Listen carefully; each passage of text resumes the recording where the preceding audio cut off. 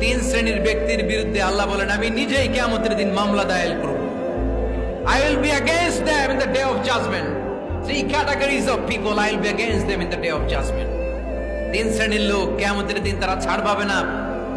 আল্লাহ বলেন আমি নিজেই তাদের বিরুদ্ধে মামলা দায়ের করব। এর মধ্যে এক শ্রেণীর লোক হচ্ছে রাজুলুন ইস্তাআজারা আজিরান ফাস্তাউফা মিনহু ওয়া লাম ইউতি আজরা। একজন শ্রমিক ভাড়া করে তার কাছ থেকে কাজ নিয়েছে কিন্তু তার পারিশ্রমিক আদায় করে নাই। এরকম আছে না নাই? দাপট দেখায় ইউনিভার্সিটির ক্যান্টিন গুলোতে। ইউনিভার্সিটির ক্যান্টিনে যে খায় মাগার বিল দেয় না, এরকম টাকায় দাসরা নাই। চায়ের দোকানে চা খায় আগে পরে দিমু, বিল দেয় না, আছে না নাই? দোকানে যে পণ্য কিনে বিল দেয় না, পরে দিমু, আছে না নাই? কিয়ামতের দিন আল্লাহ তোর এই মাস্তানি ছুটাবে, চিল্লা এখন ঠিক কিনা? আনা খাসমুহুম, আমি নিজেই তাদের বিরুদ্ধে মামলা দায়ের করব। কথাটা কার? এজন্য বিশ্বনবী বললেন খবরদার, মেহনতি মানুষ, খেটে খাওয়া মানুষ, এদের দোয়া কবুল হয়ে যায়।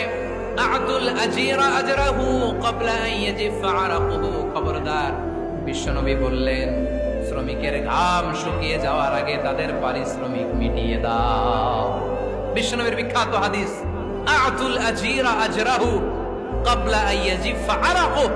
শ্রমিকের ঘাম মাটিতে লাগার আগে, শুকিয়ে যাওয়ার আগে তাদের পারিশ্রমিক মিটিয়ে দাও। কেননা তারা যদি বদদোয়া করে তোমার জীবনকে জাহান্নাম বানিয়ে দিবে কে?